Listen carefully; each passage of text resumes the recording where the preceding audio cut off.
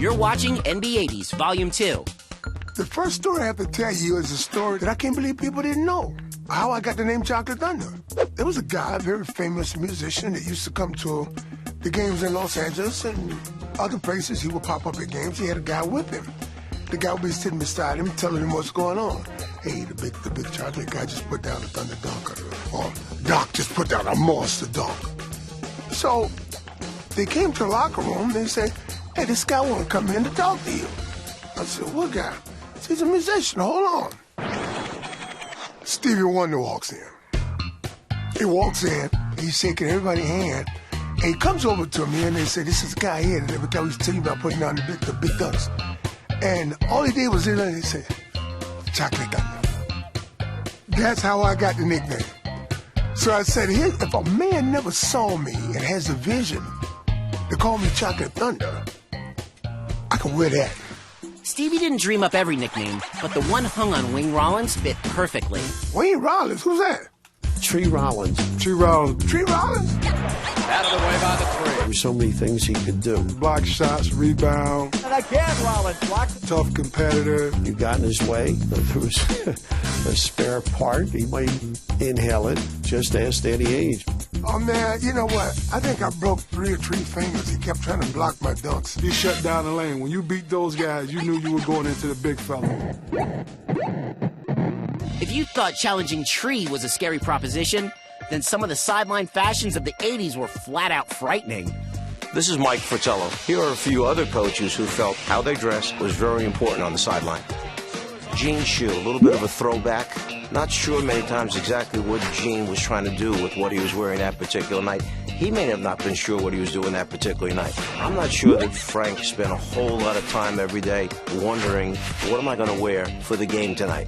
If it fit, Frank put it on, he wore it, he coached his team well. You probably remember Dr. Jack Ramsey for the way he walked across the floor. He was stalking his opponent. When the game was over, he walked off with those plaid pants, red jacket. Chuck Daly may have been at the top of the list. Nobody appreciated clothes more than Chuck Daly did. He truly loved dressing well and looking good. He always said you can't go wrong in a blue suit. Doug could care less what he wore, and he could care if he wore it every night. If it still fit him, if it wasn't falling apart, Doug would wear it. It was like, who cares what I'm wearing? I care about winning basketball games. And those are just some of the coaching fashion statements of the 80s. Now we go from bad looks to one of the baddest men of the NBA80s. Artist Gilmore. My mentor.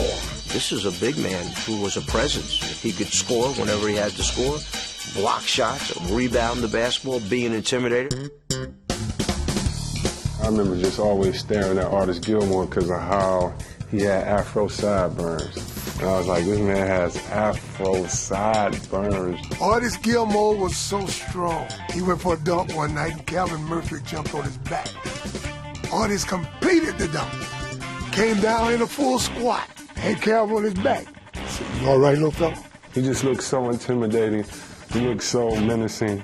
And he played like it too. Ain't nothing to talk about rough. He would have been the real Shaft if he could have been.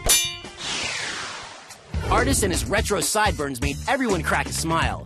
But it's the Bucks who get credit for bringing happy days back to Milwaukee. I think the Bucks were kind of the forgotten story of the 80s. When you went into Milwaukee, you knew 2 things was going to happen. It was going to be cold, and you had to face Moncrief. Moncrief on the drive.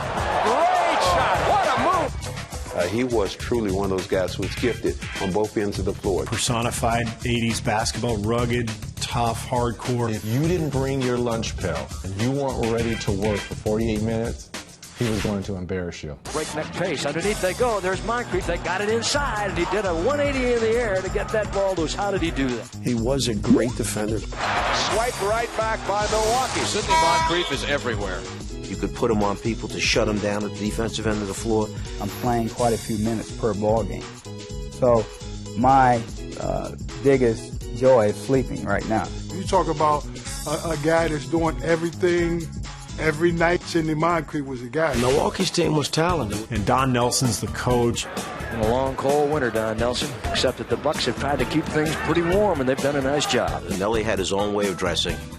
I don't think Nelly ever was concerned on how he looked. You know, he looked like a schlepper most of the career. But he didn't really care. He was about coaching. Don Nelson wanted to win an NBA championship. And Milwaukee has defeated the Boston Celtics. They'll advance to the next round. The league was loaded, and I mean, if you didn't come ready to play, you could be beaten. And Milwaukee's considered one of the top teams in the East. You had Marcus Johnson, Bob Lanier, Paul Pressey. That's one of the first teams that I remember playing the style of basketball that we play today. Stay with us. There's more NBA80s on the other side.